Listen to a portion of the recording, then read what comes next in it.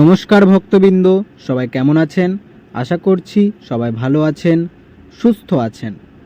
তো আজকে কৌশী অমাবস্যা বা কৌশিকী অমাবস্যা, সেই জন্য আমি সকাল সকাল রওনা দিয়ে দিয়েছি ফুল আনার জন্য।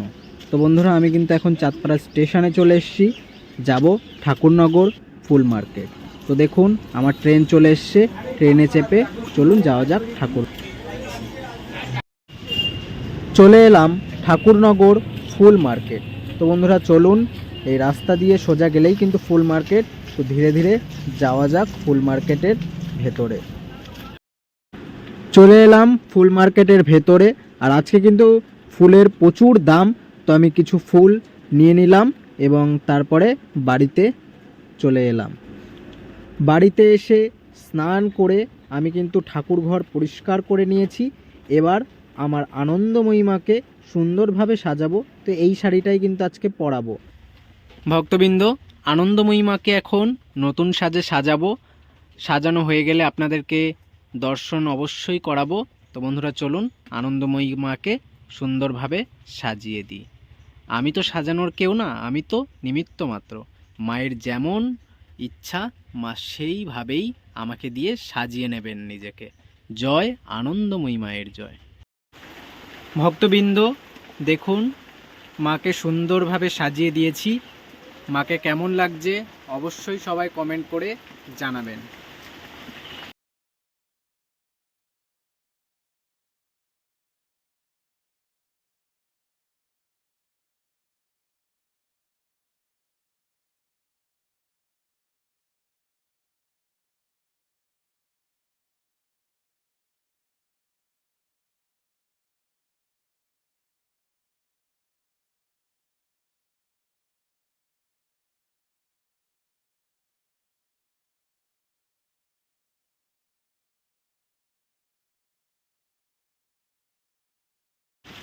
আর বন্ধুরা দেখুন, বৃষ্টি কিন্তু কোনো থামার কিন্তু নাম নেই। বৃষ্টি কিন্তু অনবরত হয়েই যাচ্ছে।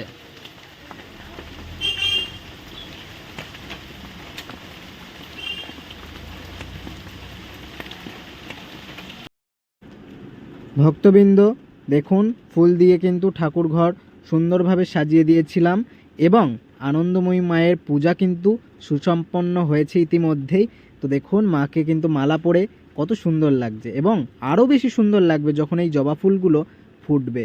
তো আপনারা দর্শন করুন আনন্দময়ী মায়ের কৌশী অমাবস্যার দিব্য দর্শন। জয় আনন্দময়ী মায়ের জয়। কতটা সুন্দর লাগছে, কতটা মিষ্টি লাগছে আমার আনন্দময়ী মাকে।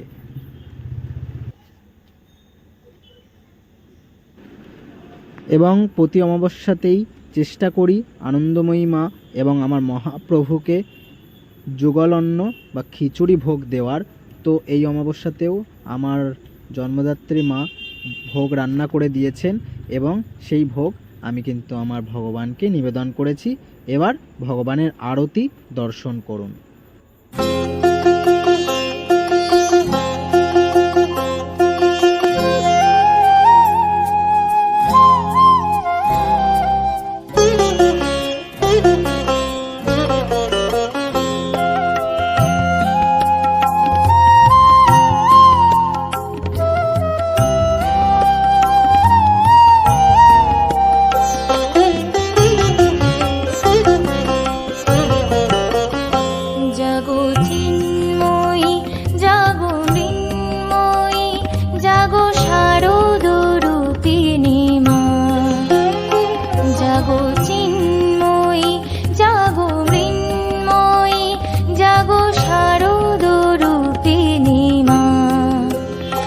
জাগো সনাতনী ত্রিনয়নী, জাগো দেবী দশভুজা মা, জাগো চিন্ময়ী, জাগো মৃন্ময়ী, জাগো শারদ রূপিণী মা।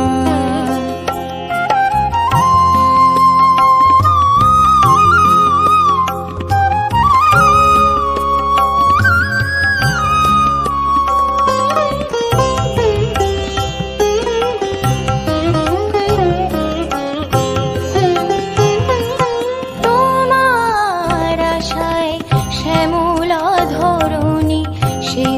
সেজেছে নতুন সাজে। সুনীল আকাশে মেঘের ভেলায় আগমনী সুর বাজে।